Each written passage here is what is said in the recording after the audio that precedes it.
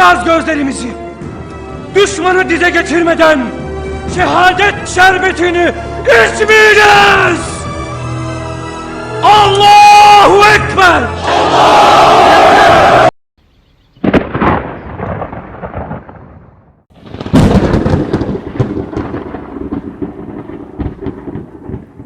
Allahu Ekber! Allahu Ekber!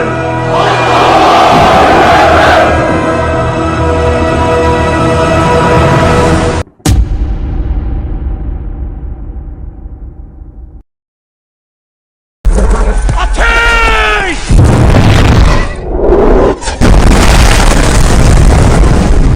Saldırın!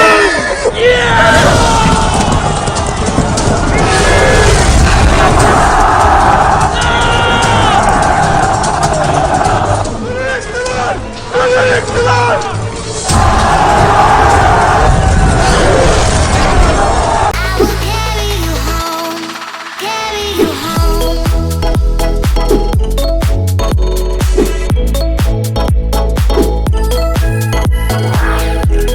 Assalamualaikum teman-teman, kali ini Funtime Channel mau ngajak kalian untuk berwisata religi ke Museum Muhammad Al-Fatih di Turki. Nah, siapa nih di antara kalian subscriber Funtime Channel yang sering banget dengar cerita tentang Muhammad Al-Fatih tapi gak tahu gimana sih barang-barang peninggalan beliau? Nah, sekarang aku mau ajak kalian semua untuk langsung aja kita meninjau museumnya ya teman-teman, supaya kalian bisa kenal lagi lebih dekat. Nah, ini adalah yang kalian lihat nih adalah benteng Muhammad Al-Fatih nih teman-teman. Jadi benteng yang dimasuki waktu beliau itu memasuki kota Konstantinopel dan menaklukkannya pada waktu pertama kali. Sampai saat ini, museum masih diidentikan dengan kumpulan benda-benda kuno sehingga dianggap kurang menarik untuk dikunjungi. Namun, ada sesuatu yang berbeda yang ditawarkan oleh Museum Panorama 1453 Turki. Di sini, museum bisa menjadi objek wisata yang sangat menarik setelah mendapatkan sentuhan seni dan teknologi. Seperti apakah Museum Panorama 1453 Turki? Kalian juga pasti penasaran mau tahu kayak gimana museumnya ya. Nah, ini kita sedang menuju ke sana teman-teman. Kita naik bis dan kalian lihat nih, museum ini banyak sekali pengunjungnya. Tadi pada jalan ya menuju ke museumnya dan kita masih di bis. Kita masih mau mencari tempat parkir. Nah, sementara pengunjung yang lain udah pada berjalan menuju ke sana nih teman-teman. Nah, ini adalah situasi dalam perjalanan menuju ke museum nih teman-teman. Kiri kanan jalan kita ada bangunan-bangunan gedung yang digunakan untuk berbisnis ya. Banyakan sih restoran dan toko-toko souvenir yang ada di sekitar kiri kanan jalan kita. Nah, lucu-lucu ya teman-teman, seperti di restoran-restoran Italia gitu ya. Ada bunga-bunga tuh sebelah kiri, kita lihat deh. Museum Panorama 1453 Turki atau Panorama 1453 History Museum Turki atau Panorama 1453 Tarih Mujesi merupakan museum sejarah Turki yang didirikan untuk memperingati pengepungan Ottoman Konstantinopel pada tanggal 29 Mei 1453 oleh Khalifah Muhammad Al-Fatih atau Sultan Ottoman Mehmed II. Setelah jatuhnya Konstantinopel, Sultan Ottoman Mehmed II pun meraih gelar Fatih atau yang artinya penakluk. Museum ini dibuka pada tanggal 31 Januari 2009 berkat usaha Dewan Kota Metropolitan Istanbul serta Perdana Menteri Recep Tayyip Erdogan dengan dikoordinasi oleh Hasim Vandata, seorang seniman nih teman-teman. Museum Panorama 1453 terletak di seberang tempat di Benteng Topkapi Edirnekkapı di sebuah kawasan yang dulunya merupakan terminal bis. Di sini juga ada tempat penyewaan yang sepeda-sepeda listrik kayak gitu ya teman-teman. Jadi kalian kalau kesini naik itu nggak terlalu capek dengan berjalan. Tapi kalau aku sih lebih pilih berjalan aja deh, karena aku benar-benar pengen menikmatin gimana sih suasana dari museum ini. Setiap hari, terutama pada musim semi dan musim panas, ada sedikitnya ribuan orang yang datang ke tempat ini. Tarif museum adalah 25 Turkish lira. Nah, kalian kalikan aja sekarang kursnya Rp1 itu 500 Turkish lira. Kayaknya aku mulai mencium bau-bau bakaran kacang nih. Aku mau tahu di mana ya. Ternyata di sini ada yang jual kacang kenari yang dipanggang seperti ini, teman-teman. Wanginya sangat semerbak. Lihat deh asapnya. Ditiup sama angin membuat aku pengen nyamperin bapak penjual kacang ini. Aku beli dulu ya, teman-teman. Kalau kalian kesini jangan lewatkan untuk beli kacang panggang kenari ini karena rasanya unik dan menurutku sih enak banget ya untuk kita bisa makan sambil kita lihat-lihat bagaimana museum di dalam. Di dalam gedung ada tawaran untuk menggunakan audio dalam bahasa asing selain Turki. Nah, tapi kamu harus bayar sebesar 5 Turki lira. Sekedar informasi, semua teks di dalam museum hanya dalam bahasa Turki nih teman-teman. Di awal perjalanan museum, kita akan disuguhi beberapa teks, gambar, dan video tentang kisah penyerbuan Konstantinopel, sosok Muhammad Al-Fatih yang digambarkan sebagai pemuda berani dan pintar juga banyak dibahas di museum ini. Dan sekarang kita udah mulai sebentar lagi memasuki area museumnya teman-teman. Nih kita antri dulu, dicek-cek sama penjaga. Untuk stroller itu dipisah masuknya bukan ke area pengunjung karena di sini kita diperiksa benar-benar ketat untuk tas kita dipastikan tidak membawa barang-barang yang berbahaya. Alhamdulillah sekarang kita udah memasuki wilayah museumnya teman-teman. Masya Allah tabarakallah luas banget ya. Ini benar-benar tempat lokasi saat Muhammad Al-Fatih itu berhasil menerobos gerbang tembok Konstantinopel yang semua belum ada yang bisa menembusnya, termasuk ayahnya Muhammad Al-Fatih, Sultan Mehmed I itu beliau juga gagal, sahabat Rasulullah juga gagal karena memang nubuat dari hadis Rasulullah SAW adalah yang berhasil bisa memasuki Konstantinopel dan bisa meruntuhkan tembok Konstantinopel itu hanyalah Muhammad Al-Fatih, yaitu Sultan Mehmed II. Oke teman-teman, sambil kalian lihat-lihat apa yang ada di museum ini, aku sambil cerita ya gimana sih sejarahnya Muhammad Al-Fatih bisa menaklukkan Konstantinopel. Setelah kita lihat-lihat halamannya, tadi juga kita lihat ada kafenya ya untuk kita ke toilet atau kita mau makan atau kita mau lihat-lihat ada barang merchandise di sana. Kita sekarang akan masuk ke wilayah utama dari bangunan museum itu nih teman-teman. Cerita soal penaklukan Konstantinopel oleh Al-Fatih ini terjadi pada tahun 1453. Saat itu, Kekaisaran Bizantium yang berpusat di Konstantinopel ditaklukkan oleh pasukan yang dipimpin seseorang pemuda bernama Muhammad Al-Fatih. Muhammad Al-Fatih adalah salah seorang raja atau sultan kerajaan Utsmani yang paling terkenal. Ia merupakan sultan ketujuh dalam sejarah Bani Utsmaniyah. Al-Fatih adalah gelar yang senantiasa melekat pada namanya karena dialah yang mengakhiri atau menaklukkan kerajaan Romawi Timur yang telah berkuasa selama 11 abad. Alhamdulillah sekarang kita udah masuk dari pintu gerbangnya nih teman-teman. Kita lagi menuju ke lokasi utama dari bangunan kerajaan Muhammad Al-Fatih. Kalian bisa lihat silingnya, atapnya itu, desainnya itu bergaya Romawi kuno ya teman-teman. Karena memang zaman dulu tuh cuma ada dua kekuasaan teman-teman. Ada kekuasaan Arab dan kekuasaan Romawi. Kemenangan Muhammad Al-Fatih menaklukkan Konstantinopel dan menjadikan wilayah Romawi ini menjadi wilayah kekuasaan umat Islam. Sebagai bukti kemenangannya adalah bukti dari hadis Rasulullah itu adalah benar. Nah, kalian bisa lihat gedung yang berwarna biru tuh di sebelah kanan ya teman-teman. Itu adalah gedung parlemen. Jadi kalau di Indonesia tuh kayak gedung MPR DPR-nya gitu. Jadi kalau raja memutuskan sesuatu itu mengundang para petinggi-petingginya untuk berdiskusi di sana. Ini Masya Allah tabarakallah, di sini ada yang jual bunga nih teman-teman. Bagus ya teman-teman bunga-bunganya. Oke, sekarang kita lanjut ya kisah tentang Muhammad Al-Fatih. Sultan Muhammad Al-Fatih atau kita sebut juga Sultan Muhammad II diangkat menjadi Khalifah Utsmaniyah pada tanggal 7 Februari 1451. Nih guide, aku lagi ngejelasin nih teman-teman sejarahnya. Jadi aku jelasin ke kalian. Nah, program besar yang langsung ia canangkan ketika menjabat sebagai Khalifah adalah menaklukkan Konstantinopel. Langkah pertama yang Sultan Muhammad lakukan untuk mewujudkan cita-citanya adalah melakukan kebijakan militer dan politik luar negeri yang strategis. Ia memperbarui perjanjian dan kesepakatan yang telah terjalin dengan negara-negara tetangga dan sekutu-sekutu militernya. Pengaturan ulang perjanjian tersebut bertujuan menghilangkan pengaruh kerajaan Bizantium Romawi di wilayah-wilayah tetangga Utsmaniyah baik secara politis maupun militer. Sultan Mehmed II juga menyiapkan lebih dari 4 juta prajurit yang akan mengepung Konstantinopel dari darat. Pada saat mengepung benteng Bizantium, banyak pasukan Utsmani yang gugur karena kuatnya pertahanan benteng tersebut. Pengepungan yang berlangsung tidak kurang dari 50 hari itu benar-benar menguji kesabaran pasukan Utsmani, menguras tenaga, pikiran, dan perbekalan mereka. Pertahanan yang tangguh dari kerajaan besar Romawi ini terlihat sejak mula. Sebelum musuh mencapai benteng mereka, Bizantium telah memagari laut mereka dengan rantai yang membentang di semenanjung tanduk emas. Tidak mungkin bisa menyentuh benteng Bizantium kecuali dengan melintasi rantai tersebut. Akhirnya, Sultan Muhammad menemukan ide yang ia anggap merupakan satu-satunya cara agar bisa melewati pagar tersebut. Ide ini mirip dengan yang dilakukan oleh para pangeran Kiev yang menyerang Bizantium di abad ke-10.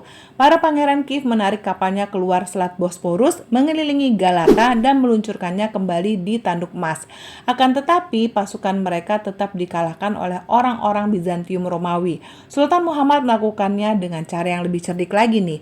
Ia menggandeng 70 kapalnya melintasi Galata ke muara setelah meminyaki batang-batang kayu. Hal itu dilakukan dalam waktu yang sangat singkat, tidak sampai 1 malam. Di pagi hari, Bizantium kaget bukan kepalang. Mereka sama sekali tidak mengira Sultan Muhammad dan pasukannya menyeberangkan kapal-kapal mereka lewat jalur darat. 70 kapal laut diseberangkan lewat jalur darat yang masih ditumbuhi pohon-pohon besar. Menebangi pohon-pohonnya dan menyeberangkan kapal-kapal dalam waktu 1 malam adalah suatu kemustahilan menurut mereka. Akan tetapi itulah yang terjadi. Peperangan dahsyat pun terjadi. Benteng yang tak tersentuh sebagai simbol kekuatan Bizantium itu akhirnya diserang oleh orang-orang yang tidak takut akan kematian. Akhirnya kerajaan besar yang berumur 11 abad itu jatuh. Peperangan besar itu mengakibatkan 265.000 pasukan Sultan Muhammad gugur. Pada tanggal 29 Mei 1453, Sultan Al-Ghazi Muhammad berhasil memasuki kota Konstantinopel. Sejak saat itulah ia dikenal dengan nama Sultan Muhammad Al-Fatih atau penakluk Konstantinopel. Saat memasuki Konstantinopel, Sultan Mehmed Al-Fatih turun dari kurdanya lalu sujud sebagai tanda syukur kepada Allah. Setelah itu ia menuju gereja Hagia Sophia dan memerintahkan menggantinya menjadi masjid. Konstantinopel dijadikan sebagai ibu kota, pusat pemerintahan kerajaan Utsmani, dan kota ini diganti namanya menjadi Istanbul, yang berarti negeri Islam. Lalu akhirnya mengalami perubahan menjadi Istanbul. Demikianlah kisah singkatnya ya teman-teman. Nanti kita akan lihat nih di dalam di museum barang-barang peninggalan Sultan Al-Fatih pada saat perjuangan beliau dan para tentaranya memenangkan dan menghancurkan benteng Konstantinopel Bizantium Romawi. Dan di bagian depan museum ada lubang kecil. Ini adalah tempat Muhammad Al-Fatih menaruh bendera Ottoman, merupakan bendera terkuat Kekaisaran Ottoman pada zaman itu nih teman-teman, membuktikan kemenangan beliau. Nah teman-teman, kita sekarang lagi antri untuk ngelihat peninggalan sejarah para nabi. Jadi dalam ada tongkat Nabi Musa alaihissalam, ada jenggotnya Rasulullah, dan ada jubahnya Rasulullah Shallallahu Alaihi Wasallam. Terus ada kunci Mekah Madinah, kunci Masjid Mekah Madinah. Oke teman-teman, kita lihat ke dalam ya. Waduh, ternyata di sini nggak boleh merekam nih teman-teman. Tapi aku mau coba untuk ambil gambarnya supaya kalian bisa tahu ada apa aja di dalamnya teman-teman ya.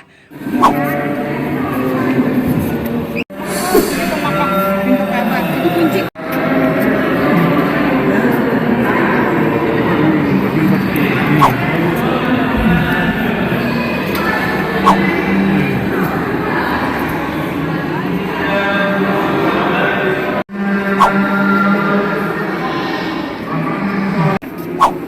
Gedang. Apa nih? Zubair bin Awam, Jangan nunjuk. companion of the Prophet. Yang itu tuh cupanya. Maaf banget ya teman-teman, karena di dalam penjaganya banyak banget, jadi kita cuma bisa ambil gambar sedikit. Nah, kalian kalau kesini bisa langsung lihat peta ini ya, biar bisa maksimal menelusuri perjalanan sejarah di museum ini. Dan di sebelah kiri kita adalah bangunan tempat Sultan menerima tamu dan berbuka puasa bersama. Dari sana juga kita bisa melihat Menara Galata, tempat Al-Fatih memanggul kapal untuk bisa masuk ke tembok Konstantinopel dan menaklukkannya. Di sebelah kanan kalian bisa lihat Selat Bosporus yang dirantai dikunci supaya kapal Al-Fatih nggak bisa masuk ke wilayah benteng Konstantinopel. Yuk kita ke arah kanan dulu ya teman-teman. Kita lihat Selat Bosporusnya kayak apa ya. Nah, kita udah sampai nih di Selat Bosporusnya.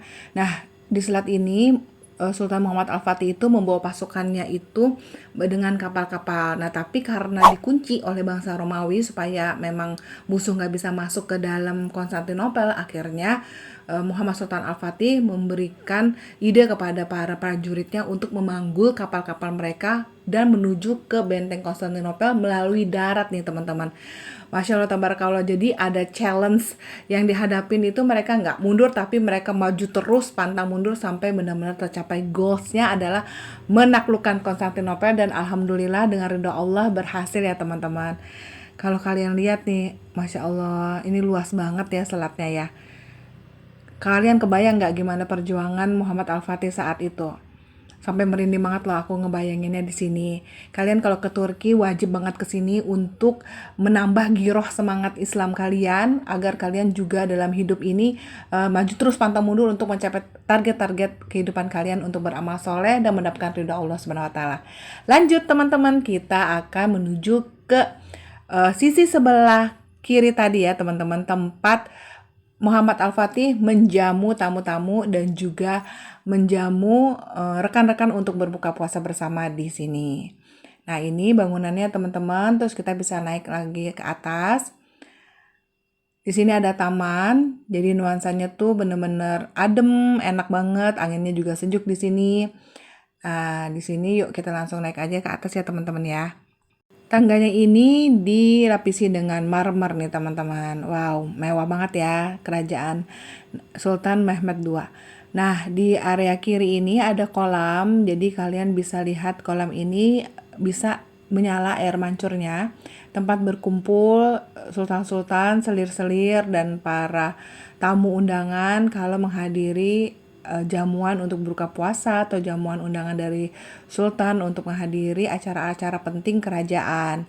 Dan di sebelah kanan itu nanti akan ada singgasana tempat sultan. Nah, ini nih Menara Galatanya teman-teman. Jadi kalau kalian lihat tuh kan ada selat ya. Nah, Muhammad Al-Fatih itu melalui daratan teman-teman untuk masuk ke benteng Konstantinopel ini. Sayang banget pada saat kita kesini nih teman-teman, di sini banyak bangunan yang direnovasi dan dikasih tanda untuk tidak bisa dimasukin karena sedang dalam masa perawatan. Tapi nggak apa-apa nih, aku akan coba lihat ya di bagian dalamnya kayak gimana. Nah, ini adalah bagi istana tempat raja menjamu tamu-tamu nih teman-teman untuk berbuka puasa bersama atau acara khitanan anak atau acara melahirkan anak dan acara resepsi pernikahan. Dan di sini adalah area untuk selir-selir kerajaan nih teman-teman. Jadi Ibu Suri dan selir-selir kerajaan ada di sini semua. Jadi para harim dari pemasyuri atau pemasuri dari raja-raja di sini itu nggak bisa dilihat oleh orang lain karena bukan mahram ya. Jadi dibuatin bangunannya di sini khusus untuk para selir-selir Ibu Suri dan para pemasuri untuk bebas bergerak di area ini. Nah, sekarang kita coba masuk ke bangunan ini ya teman-teman. Kita lihat ada apa di dalamnya. Nah, di sini kita bisa lihat arsitektur dari bangunan ini itu benar-benar masih asli ya teman-teman. Masih asli pada seperti abad ke-16 zaman dahulu saat Sultan Mehmed II ini masih hidup. Ini area duduk untuk anak-anak dan permaisurinya, sedangkan untuk tempat duduk raja atau Sultan Muhammad Al-Fatih ini di sini teman-teman.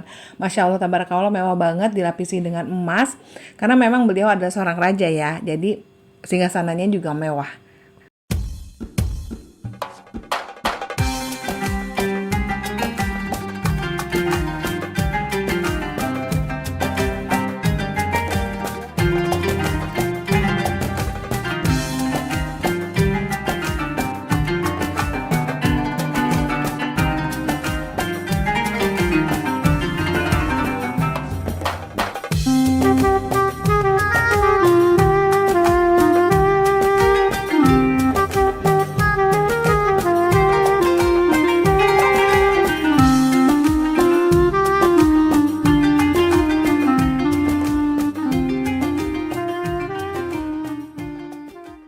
Setelah puas berkeliling mengelilingi suasana ruangan di lantai 2, kita mau menuju ke ruangan audience hall di mana Muhammad Al-Fatih biasa menjamu tamu-tamu kerajaan dan juga tempat beristirahatnya beliau kalau sedang kelelahan.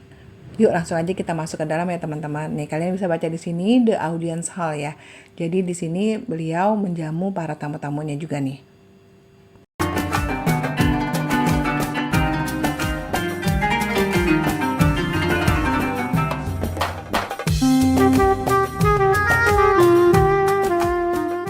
Yuk kita mulai masuk ke Imperial Council-nya dulu ya teman-teman. Kita lihat suasananya kayak apa ya di dalam ya. Nah, ini ada orang Turki mau masuk ke in frame nih teman-teman. Nah, di sini adalah suasana dari bangunan Imperial Council dari kerajaan Sultan Muhammad Al-Fatih. Besar banget ya, jadi ada area kosong di sebelah sini, dan di area sebelah sana itu ada tempat area duduk-duduk ya nih teman-teman. Ada nampannya juga untuk menjamu para tamu. Nah, untuk arsitekturnya masih dipertahankan ya, bergaya Romawi dan memang dipadukan dengan ada gaya-gaya Islamnya juga nih teman-teman. Seperti di dindingnya ini itu gaya-gaya Islam tuh teman-teman untuk arsitekturnya. Dan sekarang kita coba masuk ke area peristirahatan.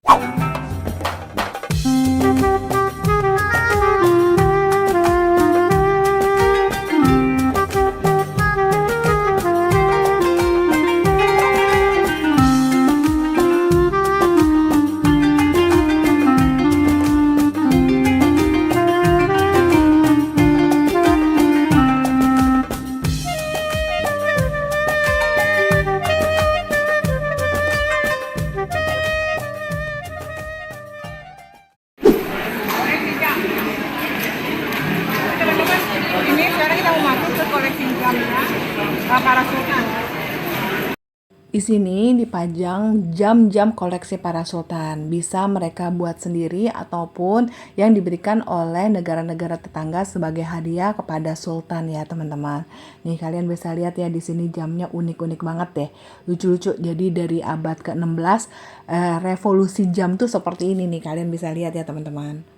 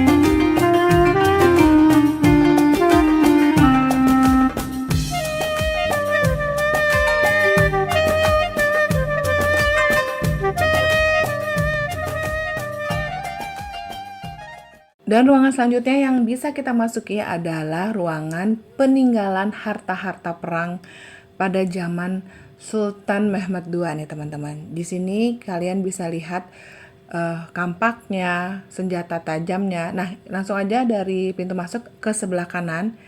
Dan sama ya teman-temannya, pada saat aku berkunjung ke sini ini nggak bisa bebas kita untuk filmin atau videoin kalau ada penjaganya, tapi kita coba untuk bisa memaksimalkan pengambilan gambar, video untuk kalian bisa lihat dan bagaimana sih bentuk dari senjata-senjata yang digunakan oleh Muhammad Al-Fatih dalam perangnya atau dalam masa kehidupannya bersama para pasukan dan prajuritnya nih teman-teman. Nggak cuma barang peninggalannya aja, aku juga akan kasih ke kalian kata-kata bijak dan mutiara pesan-pesan dari Muhammad Al-Fatih, gimana dia bisa menjadi sosok penakluk Konstantinopel. Kalian saksikan ya. Nah, di depan kalian itu yang pedang yang panjang banget itu teman-teman, itu adalah pedangnya Muhammad Al-Fatih. Masya Allah, tabarakallah. Kebayangkan betapa kuatnya, pedang segitu berat dan panjangnya aja bisa beliau angkat sendirian. Berarti fisiknya tuh sangat kuat, makanya kenapa mereka itu bisa manggul 70 kapal bersama 70 prajurit terbaik untuk menembus benteng pertahanan Konstantinopel, sementara prajurit yang lain menunggu di luar untuk menyerang ketika si tembok Konstantinopelnya itu udah runtuh nih teman-teman. Alhamdulillah strategi perang Muhammad Al-Fatih dengan izin Allah dan dengan pertolongan Allah bisa memenangkan pertempuran ini dan mempersembahkan kemenangannya bagi umat Islam. Terima kasih Sultan Mehmed II.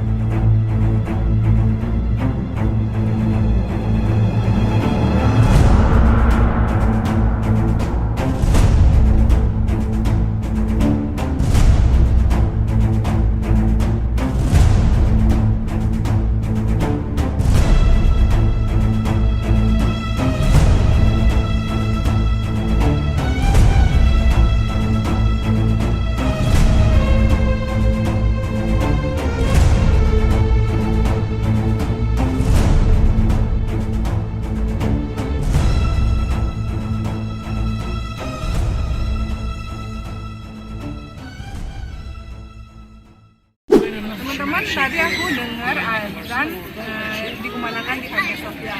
Karena emang Hagia Sophia sekarang udah berfungsi sebagai masjid dan kita mau sholat Juhur di sana. Itu kan sekali ya.